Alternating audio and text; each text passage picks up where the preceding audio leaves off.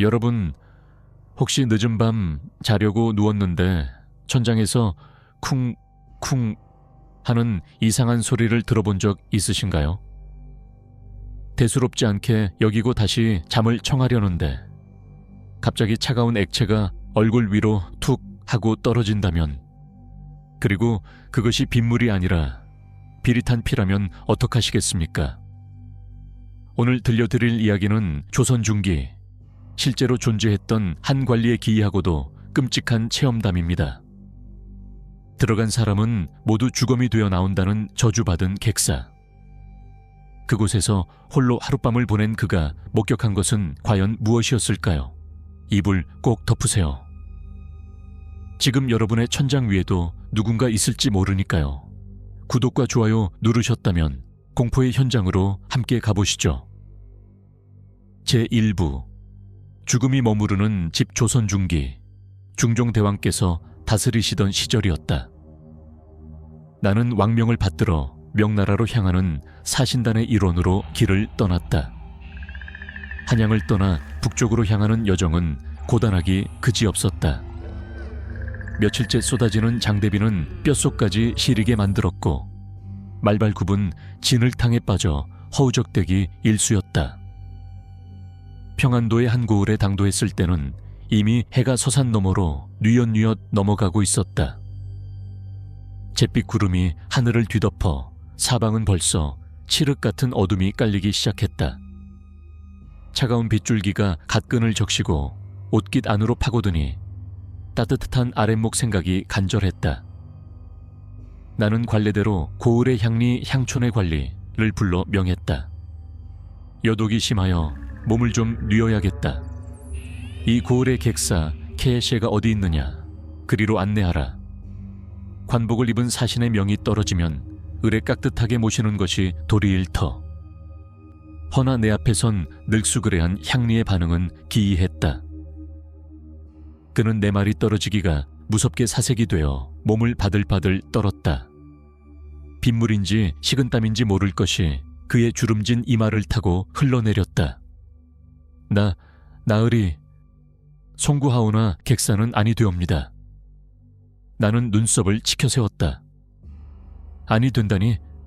나라의 녹을 먹는 관리가 왕명을 받들고 가던 중에 객사에 묻겠다는데 내 놈이 감히 막아선단 말이냐? 향리는 땅바닥에 머리를 조아리며 읍소했다. 목소리는 공포에 질려 갈라져 있었다. 그런 것이 아니오라. 객사는 이곳에서 거리가 몹시 멉니다. 게다가 비까지 쏟아지니 이동하시기에 불편하실 것입니다. 차라리 누추하지만 제 집이 가까우니 그곳에서 하룻밤 묵어 가시지요. 따뜻한 술상도바 올리겠습니다. 그의 눈동자는 불안하게 흔들리고 있었다. 단순히 거리가 멀어서 하는 말이 아니었다. 무언가 숨기는 것이 분명했다. 나는 평소 원리 원칙을 중요시하며 불이나 의심스러운 것을 보면 참지 못하는 성미였다. 그의 과도한 만류는 오히려 내 호기심과 오기를 자극했다. 거리가 멀다 한들 말을 타고 가면 금방 일터. 내 사사로이 민가에 폐를 끼칠 수는 없다. 어서 객사의 위치를 구하지 못할까. 나의 호통에 향리는 한참을 머뭇거리다 주위를 두리번거리며 목소리를 낮췄다. 마치 누군가 듣기라도 할까봐 두려워하는 기색이 역력했다. 나으리, 실은 그곳은 사람이 묵을 곳이 못 됩니다. 그게 무슨 소리냐? 저주받은 곳입니다. 그 객사에 들어간 사람은 아무도 살아서 나오지 못했습니다. 순간 등골을 타고 서늘한 바람이 스치는 듯했다. 하지만 나는 코웃음을 쳤다. 사대부가 어찌 괴력난신, 과일리 란션을 입에 올리겠는가? 허무맹랑한 소리. 귀신이라도 나온다는 개냐? 향리는 침을 꿀꺽 삼키며 말을 이었다. 몇 해 전이었습니다. 나으리처럼 담이 크신 관리 한 분이 제 만류를 뿌리치고 그곳에 드셨지요. 헌데 다음날 해가 중천에 뜨도록 인기척이 없어 문을 열어보니 두 눈을 부릅뜨고 입을 떡 벌린 채 무언가 끔찍한 것을 본 표정으로 숨이 끊어져 있었습니다.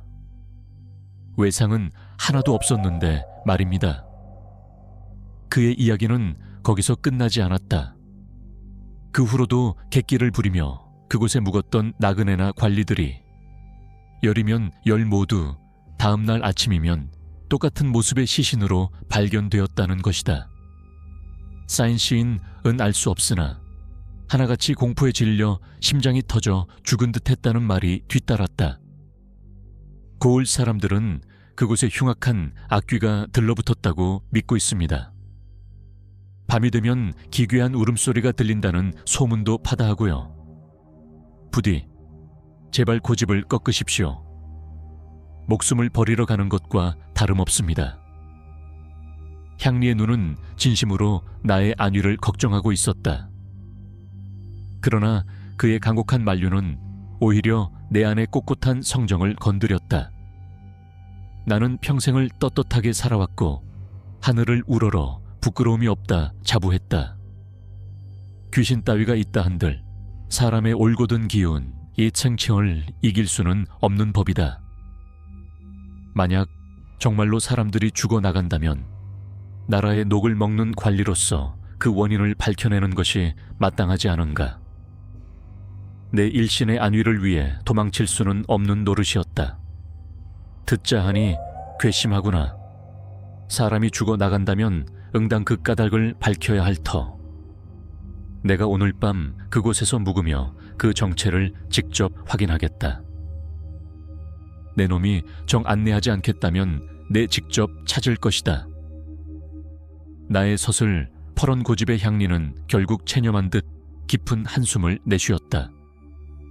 정 그리하시겠다면 안내는 해드리겠습니다만 부디 문단속을 철저히 하시고 밤새 촛불을 끄지 마십시오. 향리 안내를 받아 당도한 객사의 모습은 그야말로 흉가 그 자체였다.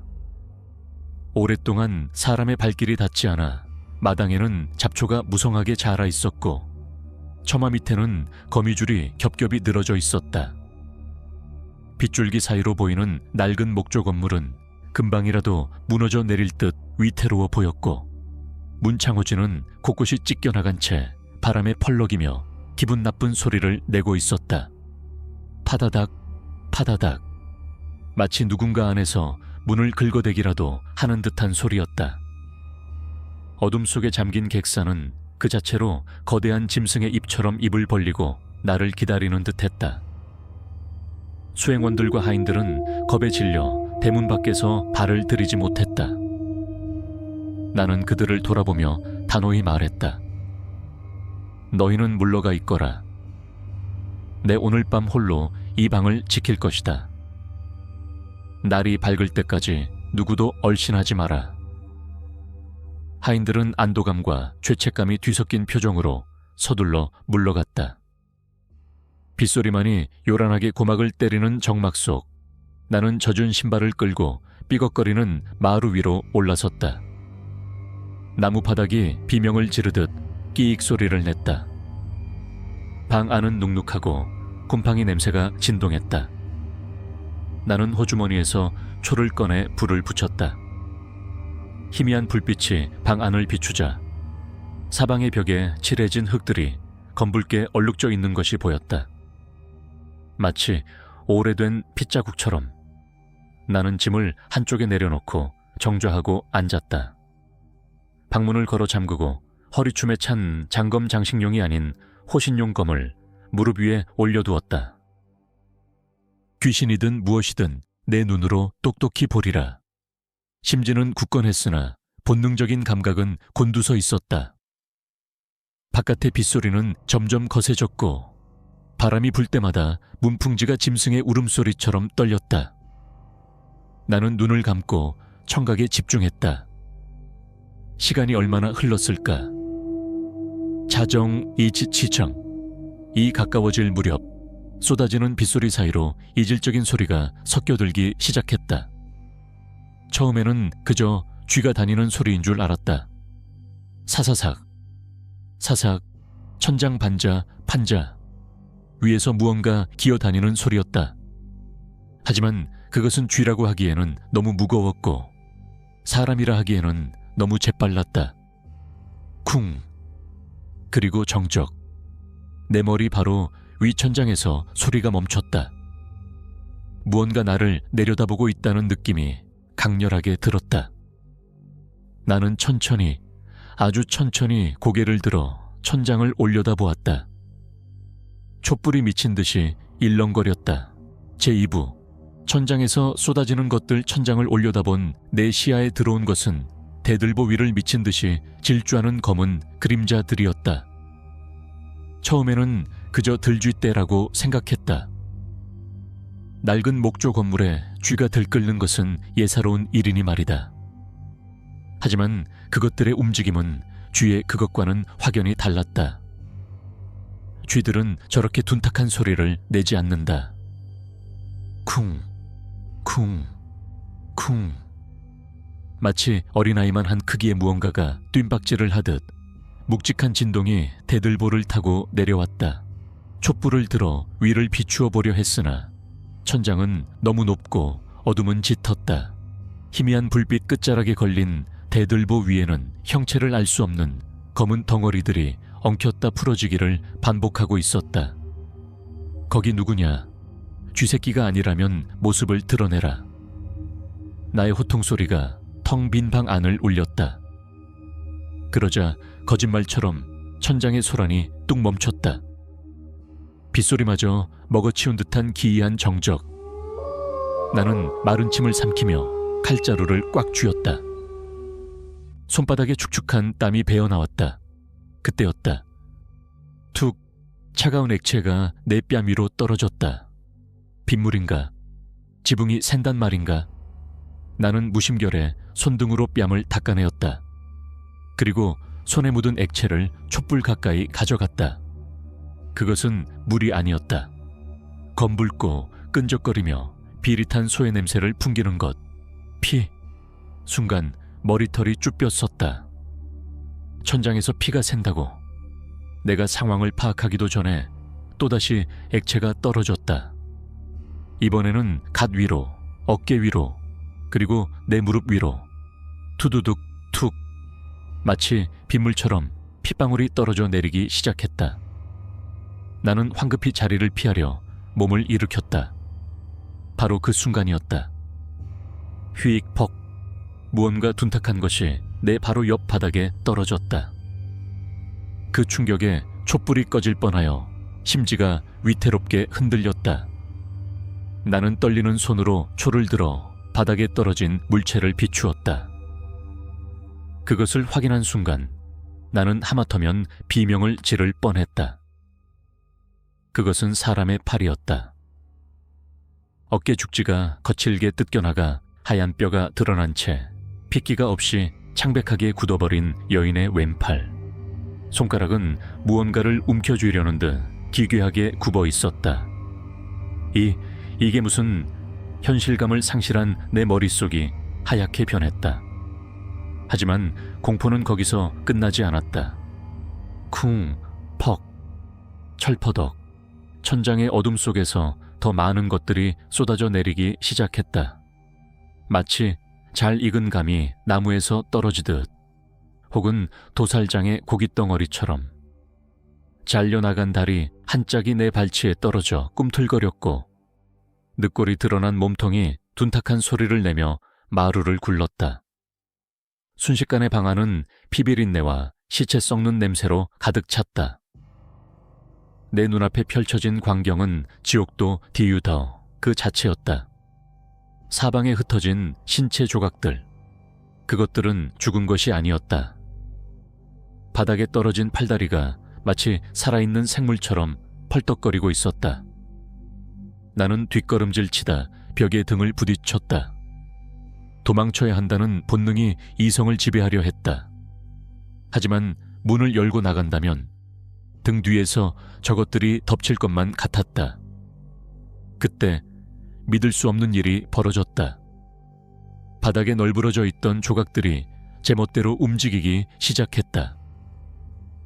잘린 팔이 손가락을 지내 다리처럼 놀려 몸통 쪽으로 기어갔다. 다리 한 짝이 질질 끌리며 그 뒤를 따랐다. 우두둑 두둑 뼈가 맞물리고 살이 엉겨 붙는 소리가 적나라하게 들려왔다. 끔찍한 파열음과 함께 조각들이 하나로 합쳐지고 있었다. 찢겨나간 어깨에 팔이 붙고 허벅지에 다리가 끼워졌다. 엉망진창이었던 고깃덩어리들이 순식간에 사람의 형상을 갖추어 나갔다. 그 과정은 너무나도 기괴하고 신속하여 눈을 뗄 수조차 없었다. 마지막으로 방구석에 굴러다니던 머리통 하나가 대굴대굴 굴러와 몸통의 목부 위에 얹어졌다. 끼릭, 목뼈가 맞춰지는 소리와 함께 바닥에 엎어져 있던 그 형체가 천천히 몸을 일으켰다. 헝클어진 산발머리 사이로 피로 얼룩진 소복을 입은 여인이 모습을 드러냈다. 온몸은 깨진 도자기처럼 금이가 있었고 꿰매담한 상처에서 검은 피가 꿀렁이며 흘러나오고 있었다. 그것은 사람이 아니었다. 이승의 존재일 수가 없었다. 여인은 고개를 삐딱하게 꺾은 채 나를 바라보았다. 머리카락 사이로 보이는 눈은 텅 비어 있었으나 그 안에서 뿜어져 나오는 원독 유한독은 촛불마저 집어삼킬 듯 강렬했다. 여인이 입을 벌렸다. 턱이 빠진 듯 기괴하게 벌어지는 입에서 쇳소리 섞인 목소리가 흘러나왔다. 말은 들리지 않았다. 그저 짐승의 그르렁거리는 소리 같기도 하고 바람이 새는 소리 같기도 했다. 여인은 비틀거리는 걸음으로 꺾인 관절을 기이하게 꺾으며 나를 향해 한 발짝씩 다가왔다. 피투성이가 된 손을 뻗으며 죽음이 코앞까지 다가와 있었다. 내 심장은 당장이라도 터질 듯이 뛰고 있었지만 나는 억지로 호흡을 가다듬으며 칼을 뽑아들었다. 사대부의 기가에 시가인로 맞서지 않으면 저 원규에게 홀려 개죽음을 당할 것이 뻔했다. 나는 덜덜 떨리는 다리에 힘을 주며 벼락 같은 고함을 내질렀다. 내 이놈, 썩 물러가지 못할까? 제3부 원혼 웬쿤의 눈물, 나의 호통소리가 벼락처럼 방 안을 갈랐다. 서슬 퍼런내 기세에 나를 향해 다가오던 피투성이의 여인이 그 자리에 우뚝 멈춰 섰다. 칼끝은 여인의 목을 겨누고 있었다. 하지만 내 손은 미세하게 떨리고 있었다. 눈앞의 존재는 산 사람이 아니다. 칼로 벤다고 하여 죽일 수 있는 것이 아니지 않은가. 그러나 나는 물러서지 않았다. 사대부로서의 자존심 그리고 알 수 없는 오기가 내 등을 떠받치고 있었다. 내 이놈, 누구길래 감히 나라의 객사에 함부로 발을 들이고 이곳에 머무는 관리들을 해하였느냐. 하늘이 두렵지도 않느냐. 나는 짐짓 더 크게 소리쳤다. 그러자 믿기 힘든 일이 벌어졌다. 그 끔찍한 몰골의 귀신이 움찔하며 뒷걸음질을 치는 것이 아닌가. 찢겨진 입술이 파르르 떨리더니 텅 빈 눈동자에서 붉은 피눈물이 주르륵 흘러내렸다.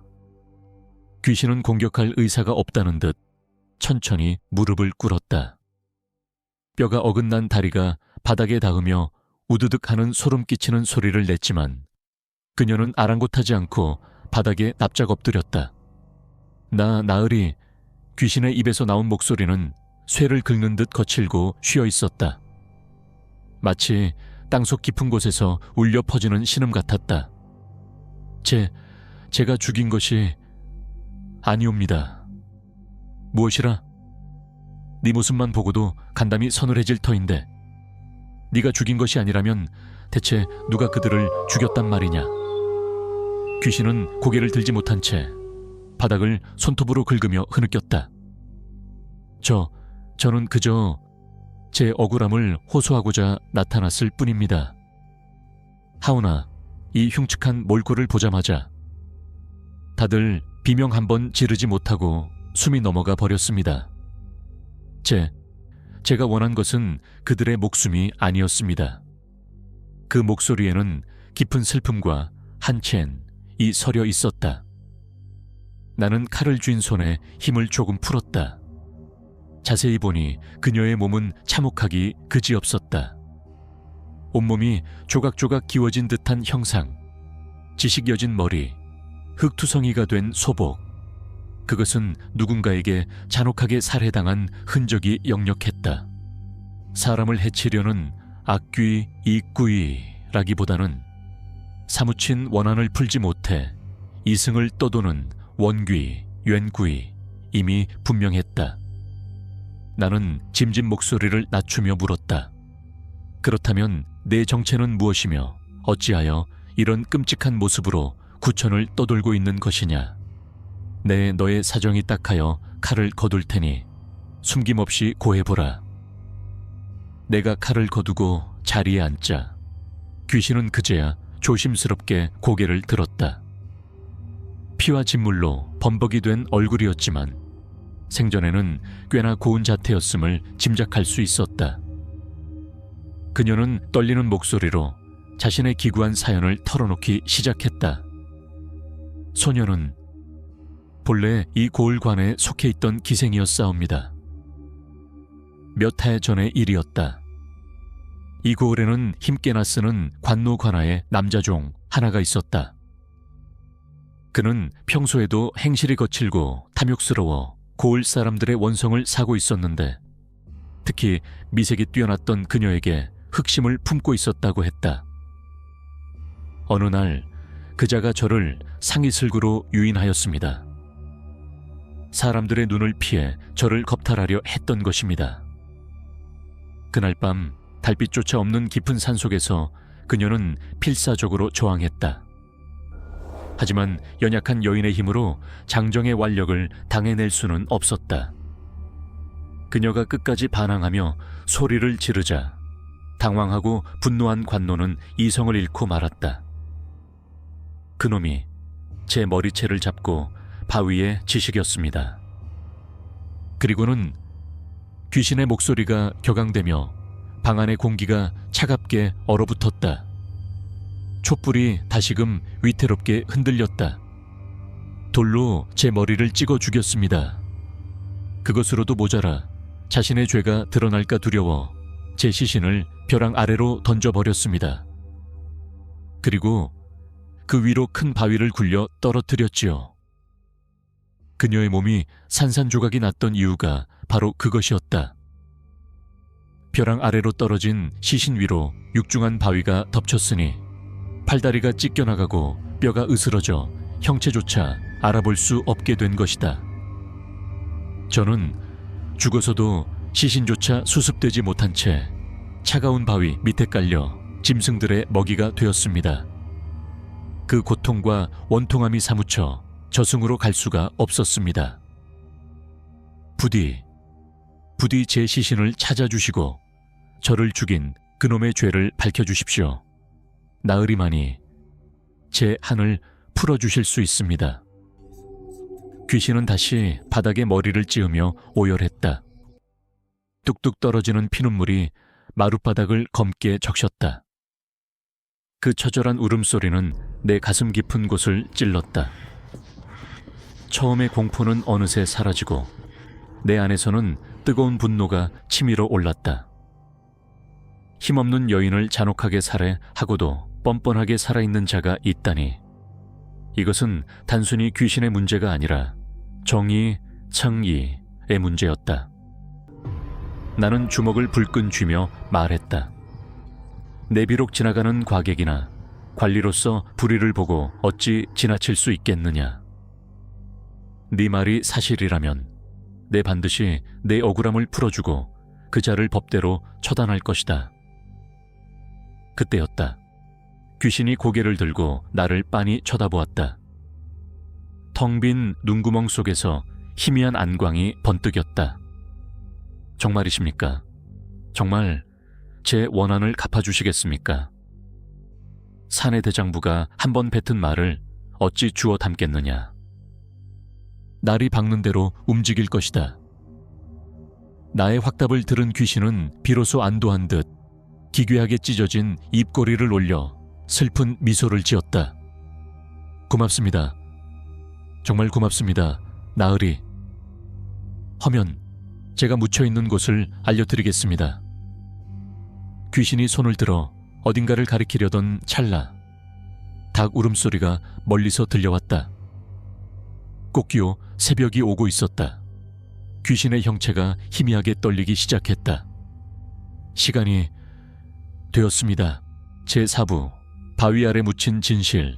나으리 부디. 희미해져가는 귀신의 마지막 목소리가 귓가에 맴돌았다. 여인의 형체는 새벽 안개처럼 흩어져 방문 틈으로 바닥의 틈새로 빨려 들어가듯 사라졌다. 그리고 방 안에는 다시 정막만이 남았다. 나는 그제야 긴장이 풀리며 자리에 주저앉았다. 등줄기를 타고 식은땀이 비 오듯 흘러내렸다. 꿈이었을까? 아니, 꿈이라 하기엔 바닥에 흥건한 핏자국과 비릿한 냄새가 너무도 선명했다. 나는 뜬 눈으로 밤을 지사오며 날이 완전히 밝기를 기다렸다. 아침 햇살이 창호지 문을 뚫고 들어올 무렵 밖에서 웅성거리는 소리가 들려왔다. 어이, 들어봐. 안에서 아무 소리도 안 나지? 틀림없어. 이번에도 당한 게야. 시신이라도 수습해야 할 텐데 무서워서 원. 하인들과 향리의 목소리였다. 그들은 내가 죽었으리라 확신하고 있었다. 나는 헛기침을 크게 한번 하고는 벌떡 일어나 방문을 활짝 열어젖혔다. 드르륵. 무슨 소란들이냐? 사람이 멀쩡히 살아있는데 곡소리라도 낼 셈이냐? 내 호통에 문 밖에 모여있던 사람들은 기절할 듯 놀라 자빠졌다.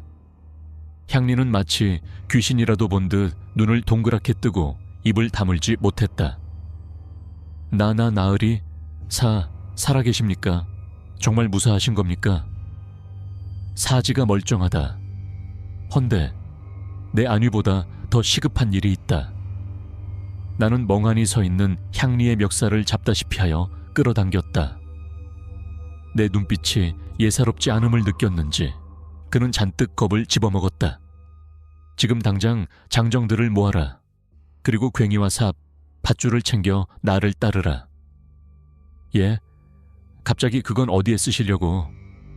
잔말 말고 시행해. 사람의 목숨이, 아니 원혼의 한이 걸린 일이다. 나의 서슬 퍼런 명령에 고을은 발칵 뒤집혔다. 나는 지난밤 귀신이 일러준 대로 고을 뒷산의 상이슬구로 향했다. 비가 그친 뒤라 산길은 미끄럽고 험했으나 나는 쉴 새 없이 걸음을 재촉했다. 한참을 올라 절벽 아래에 다다랐을 때였다. 숲이 우거진 덤불 사이로 귀신의 말대로 집채만한 바위 하나가 덩그러니 놓여 있는 것이 보였다. 주변의 풍경과 어울리지 않는, 위에서 굴러떨어진 것이 분명한 거대한 바위였다. 저곳이다. 나는 떨리는 손가락으로 바위를 가리켰다. 저 바위를 드러내라.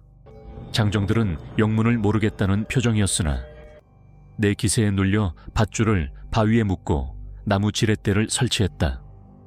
하나, 둘, 으라차. 수십 명의 장정이 달라붙어 용을 쓰자 꿈쩍도 않던 거대한 바위가 조금씩 들썩이기 시작했다. 쿠르르, 쿵. 바위가 옆으로 밀려나며 흙먼지가 일었다. 그리고 그 순간 형용할 수 없는 악취가 코를 찔렀다. 장정들이 코를 막으며 뒤로 물러섰다. 나는 손수건으로 입을 가리고 바위가 있던 자리로 다가갔다. 내 예상은 틀리지 않았다. 아니, 예상보다 훨씬 더 처참했다. 바위가 짓누르고 있던 땅바닥에는 사람의 형체라고는 알아보기 힘든 무언가가 납작하게 눌러붙어 있었다. 뼈란 뼈는 모두 으스러지고 살점은 터져 흙과 뒤엉켜 있었다. 사지가 제멋대로 찢겨나간 그 모습은 지난밤 내 방 천장에서 쏟아져 내리던 그 끔찍한 조각들과 정확히 일치했다. 오직 흙투성이가 된 낡은 비단신 한 짝만이 그녀가 여인이었음을 말해주고 있었다. 뒤따라온 향리가 그 신발을 보더니 비명을 질렀다. 히익, 저것은 아는 것이냐? 저 꽃신, 3년 전 갑자기 사라진 기생 연화의 것입니다. 야반도주를 했다고 소문이 났었는데 어찌 이런 곳에. 향리는 바닥에 주저앉아 벌벌 떨었다. 모든 것이 귀신의 말과 딱 맞아떨어졌다. 그녀는 도망친 것이 아니라 억울하게 살해당해 이곳에 묻혀 있었던 것이다. 나는 주먹을 꽉 쥐었다. 분노로 인해 손톱이 살을 파고들었다. 내 놈들은 똑똑히 보아라. 이것이 바로 너희가 귀신이 나온다며 두려워하던 객사의 진실이다. 귀신이 사람을 죽인 것이 아니라 사람이 사람을 죽여 귀신을 만든 것이다. 나는 시신을 향해 잠시 묵념을 올린 뒤 차갑게 식은 눈으로 향리를 내려다보았다. 당장 관하로 돌아간다. 이 고을에 사는 관노놈들을 모조리 잡아들여라. 내 오늘 이 여인을 죽인 짐승만도 못한 놈을 기필코 찾아내어 그 죄값을 치르게 할 것이다. 나의 목소리는 상이슬글 타고 서늘하게 울려 퍼졌다. 이제 심판의 시간이 다가오고 있었다. 제5부 씻겨진 원한, 그리고 마지막 인사 관하의 마당에는 서슬퍼런 긴장감이 감돌았다. 나의 언명에 따라 고을의 모든 관노, 비천한 일을 하는 남자종들이 불려나와 뜰 아래 무릎을 꿇고 있었다. 고을 형암은 사색이 되어 내 옆에 서 있었고 포졸들은 창을 세운 채 그들을 포위했다. 나는 대청마루에 앉아 끌려 나온 자들의 얼굴을 하나하나 쏘아보았다. 수십 개의 눈동자가 두려움에 떨며 바닥을 향하고 있었다. 너희 중에 3년 전 사라진 기생 연화를 아는 자가 있느냐? 나의 질문에 장내가 술렁거렸다. 개 중에는 고개를 끄덕이는 자도 모른 척 눈을 피하는 자도 있었다. 나는 품속에서 흙투성이가 된 비단신 한 짝을 꺼내 마루 위에 던졌다. 탁! 이것이 무엇인지 아느냐? 오늘 아침 뒷산 절벽 아래 바위 밑에서 찾아낸 것이다. 그 주인인 연화의 시신과 함께 말이다. 시신이라는 말에 관노들이 동요했다. 그 순간 나는 한 놈을 놓치지 않았다. 맨 뒷줄에 앉아있던 덩치가 곰처럼 크고 눈매가 험상궂은 사내였다. 신발을 보는 순간 놈의 눈공자가 심하게 흔들리더니 얼굴 근육이 경련을 일으키듯 떨리기 시작했다. 나는 자리에서 일어나 천천히 그자 앞으로 걸어 내려갔다. 내 놈이구나. 나의 낮은 목소리가 놈의 정수리에 꽂혔다. 아니옵니다. 저는 모르는 일이... 이놈, 네가 모르는 일이라. 내 아직 누구라고 지목하지도 않았거늘 어찌 네가 아니라고 먼저 발뺌을 하는 것이냐. 나의 호통에 사내는 흠칫 놀라 입을 다물었다. 하지만 그것만으로 자백을 받아내기엔 부족했다. 놈은 입을 꾹 다물고 버티기로 작정한 듯했다. 증거라고는 신발 한 짝뿐, 목격자도 없는 상황이었다. 그때였다. 갑자기 사내의 시선이 내 어깨 너머 허공을 향해 고정되었다. 놈의 동공이 찢어질 듯 확장되었다. 히히, 놈의 입에서 억눌린 비명이 터져나왔다. 나는 뒤를 돌아보지 않았으나 등 뒤에서 서늘한 냉기가 피어오르는 것을 느낄 수 있었다. 지난밤 객사에서 느꼈던 그 비릿하고 차가운 기운이었다. 드드득, 득, 마치 뼈가 갈리는 듯한 환청이 들려왔다. 관노의 눈에는 내 등 뒤에 엎인 채 피눈물을 흘리며 자신을 노려보는 찢겨진 여인의 형상이 보이고 있었으리라.